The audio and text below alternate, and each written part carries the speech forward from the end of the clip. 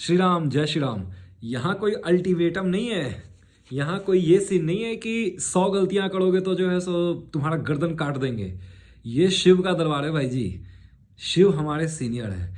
इसका प्रॉफिट क्या है कि आप भाई जी जैसे भी हैं, आप जैसे भी हैं, जो भी ऐब है, जितनी भी गलतियां की हैं, सब भाई जी क्षम्य है। आपको उसके बाद भी प्रेम और यश मिलेगा। आपके जो बुरे कर्म हैं उसको लेके भी प्रशंसा भगवान लोग करने लग जाएंगे। शिव जैसे स्टाम्प पेपर पे उल्टी चीजें, स्टाम्प पेपर पे जैसे उल्टा छपा होता है तो वो सीधा हो जाता है ना, उसी तरीके से शिव के दरबार में जो हमारे सीनियर हैं उनके दरबार में कोई भेद नहीं है भाई साहब। जघन्य से जघन्य अपराध करने वाला व्यक्ति धीरे धीरे इतनी कृपा करते हैं, इतनी कृपा करते हैं कि वो बंदा कहता है कि भाई जी ये ऐप को छोड़ो, मारो गोली, चलो शिव की शरण में चलते हैं। वो भगत हो जाता है फिर। यही तो कृपा है भाई साहब। भगवान कोई ऐसा थोड़ी है कि तुमको उनको कोई ईगो लगा हुआ है कि भयंकर की वो ईगोइस्टिक हो लगे। ईगोइस्टिक नहीं है। और खास करके शिव के साथ वो त्रयः शूल निर्मूलनम शूल पाणी, तीनों तरह के तापों का नाश करते हैं।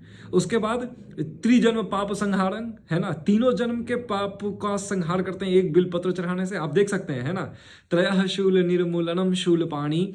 तो ये नमामि शमिशांका है रामचरितमानस से।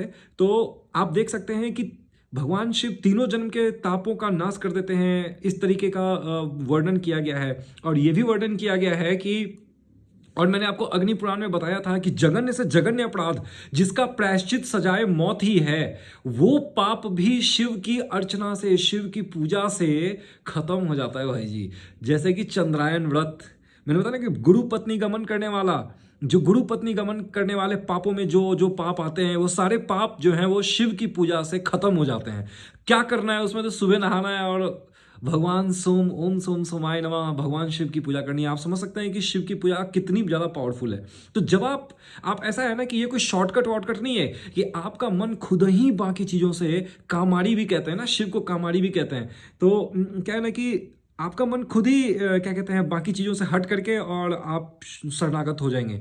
वो कुछ करना नहीं है, वो ऑटोमेटिकली हो जाता है। समझ रहे हैं, वो ऑटोमेटिकली हो जाता है। इसीलिए शिव के दरबार में ज़्यादा भेद पानी नहीं करना चाहिए जा करके। समझ रहे बात। वो चाहे लूल्हा है, लंगड़ा है, जैसा भी है ना भाई जी, वो शिव का प्रिय है। और अगर जो शिव का प्रिय है ना भाई जी, तो वो उसको छोड़ने के नहीं, फिर वो फिर कल्पाओगे ना, परेशान करोगे या फिर भेद करोगे, उसको टॉर्चर करोगे ना, या फिर उसको डिमोरलाइज करोगे, तो आप समझ नहीं सकते हो कि कहाँ कहाँ से बदले लिए जाएंगे तुमसे। तो शिव के दरबार में कोई भेद नहीं करना चाहिए, कोई पाप पुण्य ज़्यादा नहीं करना चाहिए, क्योंकि यहाँ सभी एक्सेप्टेड है। और